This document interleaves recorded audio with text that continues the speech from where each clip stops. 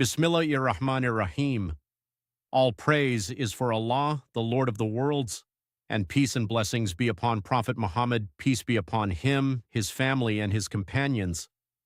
Dear brothers and sisters, have you ever felt lost in life? Have you ever felt that your sins are too many and there is no way back? Today's message is for every heart that feels broken and every soul that thinks it is too far from Allah's mercy. Listen carefully, because what you are about to hear can change your entire life. Allah says in the Holy Quran, "Do not despair of the mercy of Allah." This is not just a verse, this is a door of hope that never closes, no matter how big your sins are, no matter how far you have gone. Allah's mercy is always greater. Imagine a person who has spent his entire life in mistakes. He ignored prayers, he followed his desires, he forgot his purpose in life. But one day, something happens.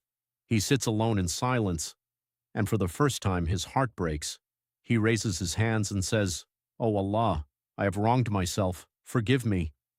And in that moment, something beautiful happens. Allah does not reject a sincere heart, because Allah loves those who return to Him. Dear viewers, sins are like heavy chains. They pull a person down. They make life dark. They make the heart heavy. But istighfar, repentance, is the key that breaks every chain.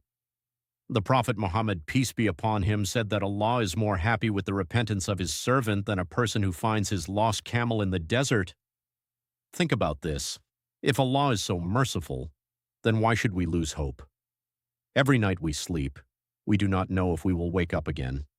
Every breath we take is a gift from Allah, yet we forget Him, and still He provides for us. This is the greatest mercy of Allah.